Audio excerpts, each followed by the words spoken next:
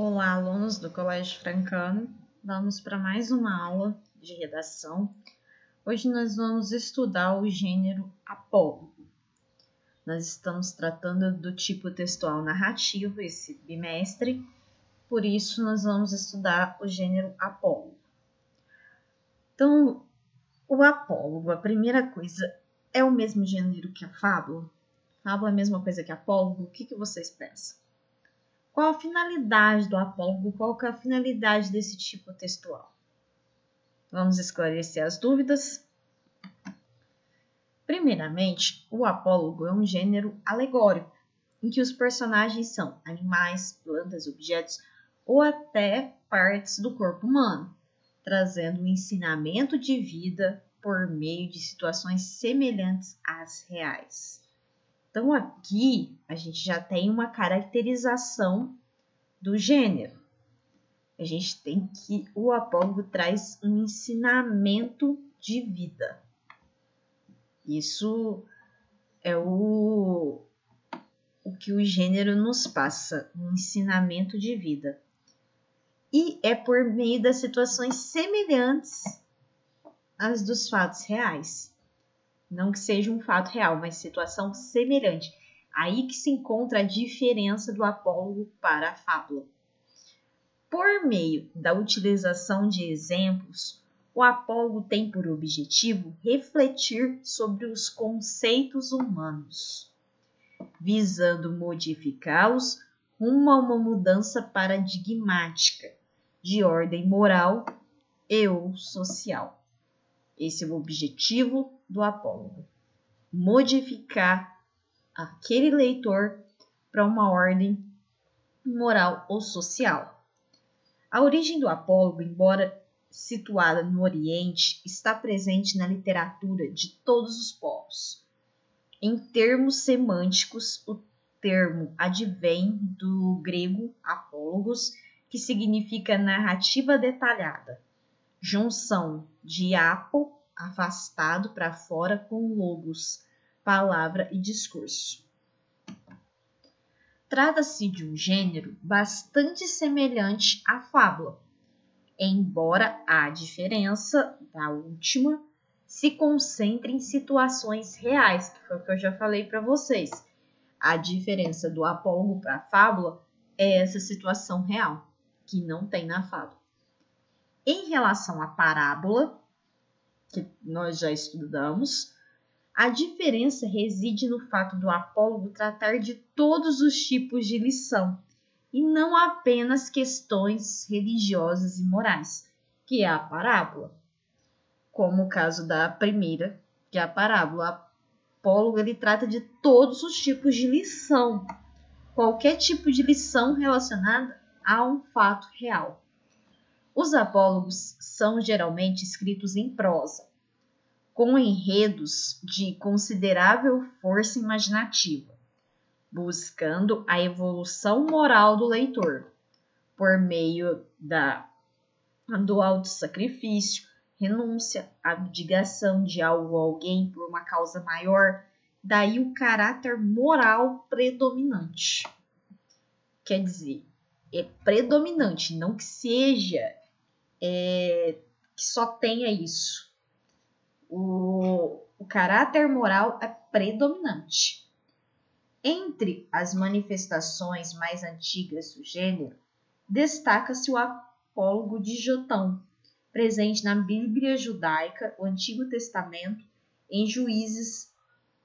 O texto narra a história de 4 árvores que foram convidadas para reinar na floresta, ensinando aos leitores sobre as consequências de nossas escolhas. Daí a origem do provérbio popular, que afirma que colhemos o que plantamos.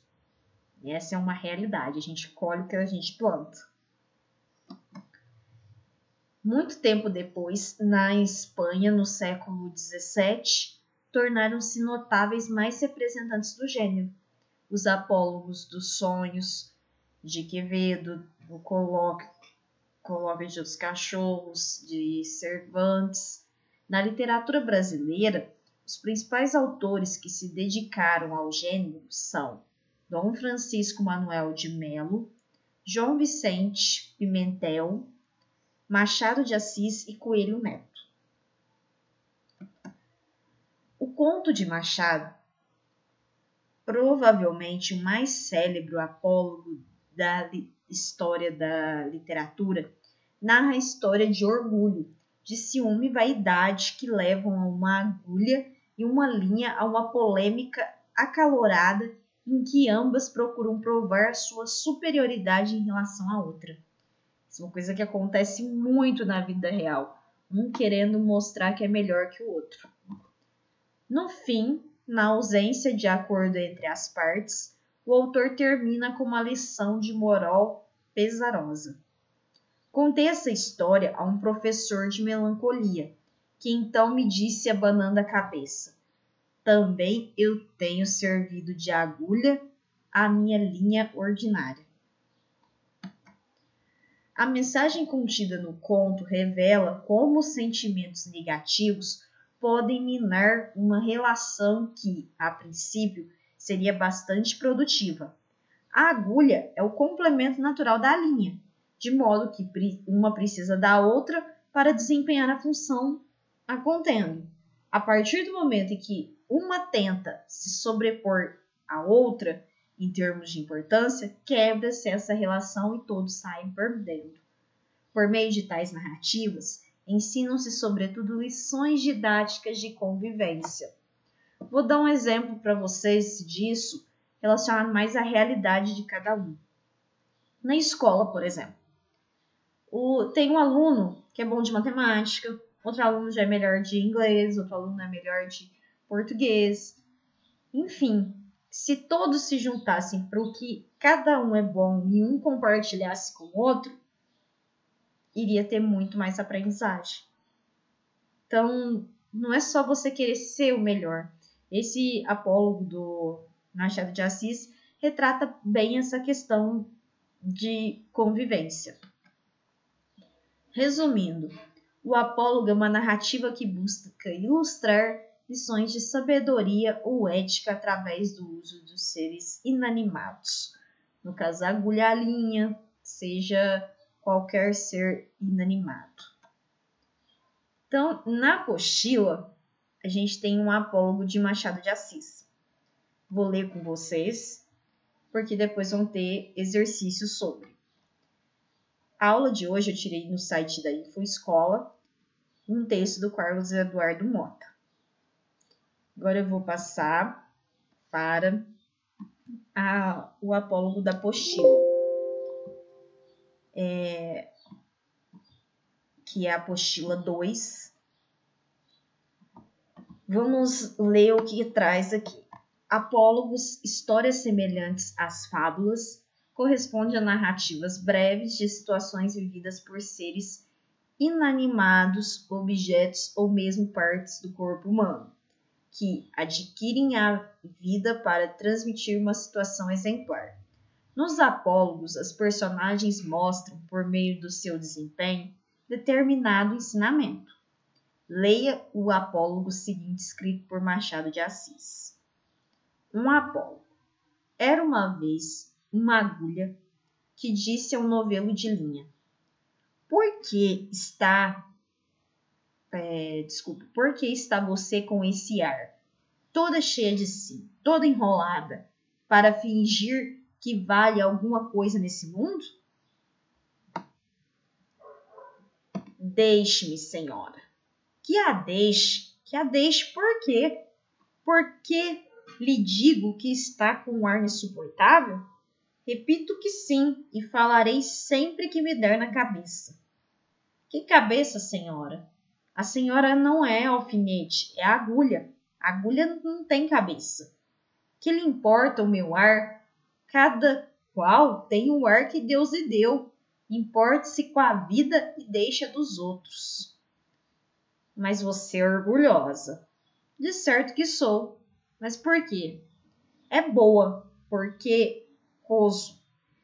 Então, os vestidos e enfeites de nossa ama, quem é que os cose, senão eu?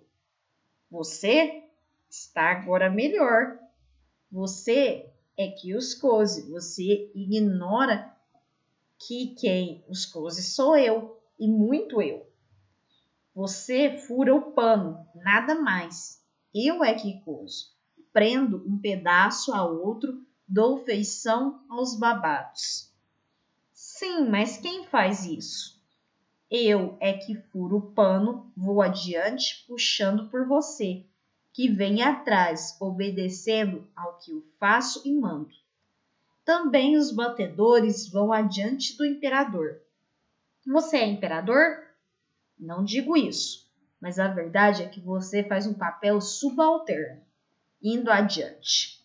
Vai só mostrando o caminho, vai fazendo o trabalho obscuro e ínfimo.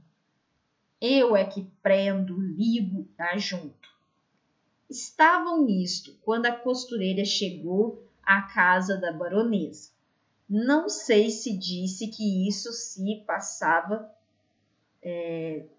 Não sei se disse que isto se passava em casa de uma baronesa, que tinha a modista ao pé de si, para não andar atrás dela. Chegou a costureira, pegou o pano, pegou a agulha, pegou a linha, enfiou a linha na agulha e entrou a coser. Uma e outra iam andando orgulhosas pelo pano adiante, que era a melhor das sedas. Entre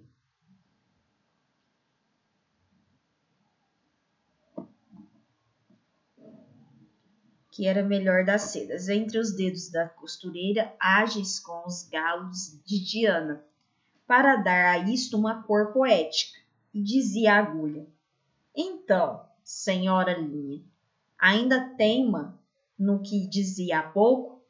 Não repara que esta distinta costureira só se importa comigo?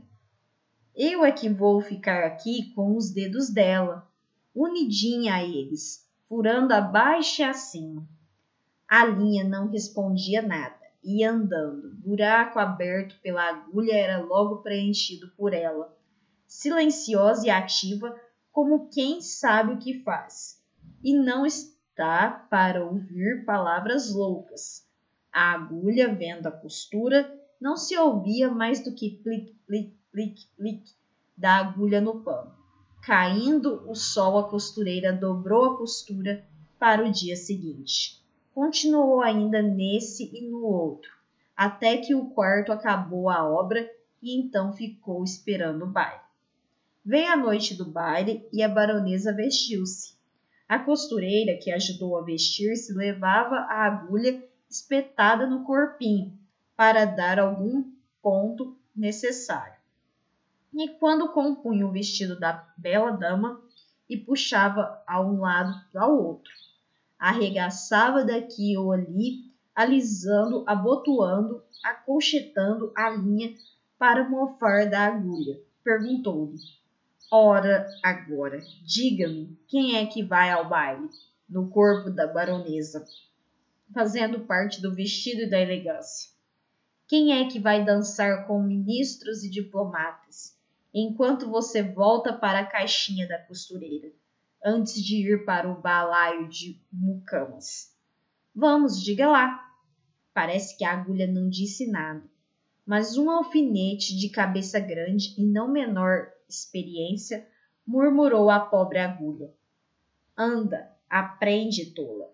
Cansaste em abrir caminho para ela, e ela é que vai gozar da vida, enquanto aí ficas na caixinha de costura. Faze como eu, que não abro caminho para ninguém. Onde me espetam, fico. Contei essa história a um professor de melancolia, que me disse, abanando a cabeça: Também eu tenho servido de agulha a muita linha ordinária. Olha a maneira como ele encerra. Aí aqui tem a conexão. Aqui tem algumas perguntas, como as personagens desse apólogo linha agulha evidenciam algumas atitudes humanas? Sim, identifique-as. Então aí você tem que colocar quais atitudes que no apólogo predomina a sequência narrativa, Contudo, é possível perceber trechos descritivos e argumentativos? Qual o argumento final apresentado pela linha para falar da sua superioridade em relação à agulha? Releia o trecho final. Explique a analogia construída pelo professor. Qual a compreensão temporal usada no início da narrativa? Essa expressão indica tempo específico? Comente isso. Pode-se dizer tanto a fábula quanto o apólogo visam influenciar o comportamento dos leitores? Explique a sua resposta. Então, aqui vocês têm 5 perguntas para responder. O texto eu já li com vocês. E qualquer dúvida é só me perguntar no WhatsApp, que eu estou disposta a responder, e sempre buscando a aprendizagem significativa. Mesmo diante de uma pandemia, nós temos que focar no aprender, no conhecer, pois o conhecimento é muito importante. Bons estudos, qualquer dúvida, eu estou à disposição.